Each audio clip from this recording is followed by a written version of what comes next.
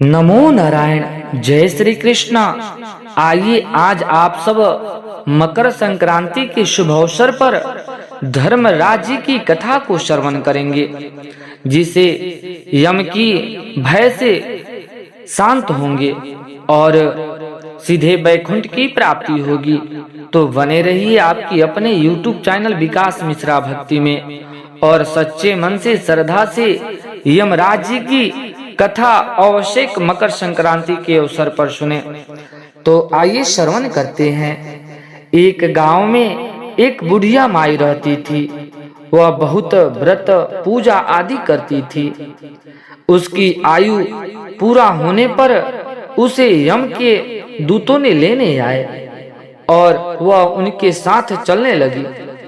रास्ते में चलते चलते एक गहरी नदी आई तो यमदूत ने उससे पूछा कि माता, तुमने गोदान किया है या नहीं किया है। बुढ़िया माई ने उसकी समय पूरी श्रद्धा से गाय का ध्यान किया तो गाय उसके समक्ष आ गई। फिर बुढ़िया माई उस गाय की पूंछ पकड़कर नदी आसान से पार कर गई। कुछ देर बाद उसके रास्ते में काले कुत्ते आ गए। तब यमदूत ने कहा कि कुत्तों को खाना दिया है या नहीं। बुढ़िया माई ने फिर कुत्तों को ध्यान किया तो वे रास्ते से चले गए। बुढ़िया माई ने फिर से आगे बढ़ने लगी। तब उसके रास्ते में कौवा आ गए और उन्होंने उसके सिर से चोंच मारना शुरू कर दिया।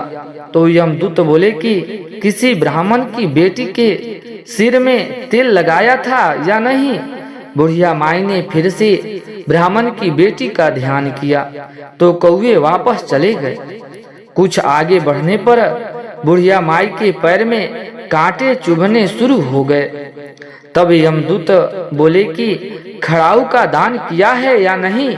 तब बुढ़िया माई ने उसका ध्यान किया तो खड़ाऊ उसके पैर के नीचे आ गई। फिर बुढ़िया माई के आगे बढ़ते तो फिर चित्रगुप्त जी ने यमराज से कहा कि आप यहाँ किसे लेकर आए हो। तब यमराज जी बोले कि बुढ़िया माई ने दान पुण्य तो बहुत किया है, लेकिन उन्होंने अपने जीवन में धर्मराज जी के लिए कुछ नहीं किया है, इसलिए आगे के द्वार इनके लिए बंद है। धर्मराज की सारी बात सुनने के बाद बुढ़िया माई बोली कि आप मुझे सिर्फ 7 दिन के लिए धरती पर वापस भेज दीजिए। मैं पूरे श्रद्धा से धर्मराज जी का व्रत और उद्यापन करके वापस यहाँ लौट आऊंगी। यमराज ने उन्हें धरती पर वापस भेज दिया। बुढ़िया माई ने अपने गांव आ गई और गांव वाले ने उसे भूतनी समझकर अपने घर के दरवाजे बंद कर लिए। वह जब भी अपने घर गई तो उसके बहू बेटे ने भी डर के मारे दरवाजे बंद कर लिए। बुढ़िया माई ने कहा कि मैं भूतनी नहीं हूँ, मैं तो धर्मराज जी का आज्ञा से सिर्फ 7 दिन के लिए धरती पर वापस आई हूँ। इन 7 दिनों में मैं धर्मराज जी का व्रत और उद्यापन करूंगी, जिससे मेरे लिए परलोक के रास्ते खुल जाएंगे। तो बुढ़िया माई की बातें सुनकर बहू बेटे उसके लिए पूजा की सामग्री लेकर आए। लेकिन जब बुढ़िया माई कहानी कहती है तब वह हुंकार नहीं भरता, जिससे बुढ़िया माई बाद में अपनी पड़ोसन को कहानी सुनाने लगती है और वह हुंकार भरती है। इस तरह से 7 दिन धर्मराज की विधि विधान व्रत पूजन और उद्यापन करने के बाद धर्मराज जी बुढ़िया को लेने के लिए विमान भेजते हैं। स्वर्ग से आए विमान को देखकर उसके बेटे बहू के साथ सारे गांव वाले स्वर्ग जाने को तैयार हो गए।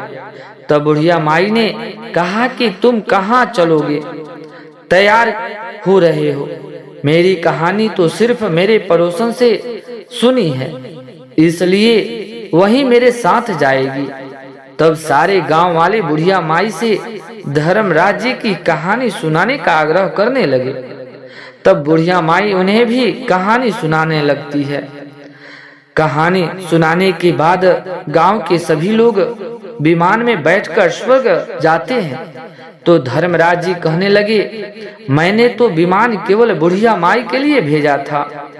जब बुढ़िया माई ने कहा कि हे धर्मराज जी, मैंने अपने जीवन में जो भी पुण्य किया है उसमें से आधा भाग मैं अपने गांव वाले को देना चाहती हूँ। इस तरह से धर्मराज ने ग्रामवासियों को भी स्वर्ग में जाने दे दिया है। हे धर्मराज जी महाराज, जैसे आपने बुढ़िया और उसके गांव वाले के सभी लोगों को स्वर्ग में स्थान दी, उसी तरह से हमें भी देना। साथ ही कहानी सुनाकर हुंकार भरने वाले को भी, कहानी कहने वाले को भी परलोक में जगह देना। तो प्रेम से बोलिए धर्मराज जी महाराज की जय, यमराज महाराज जी की जय।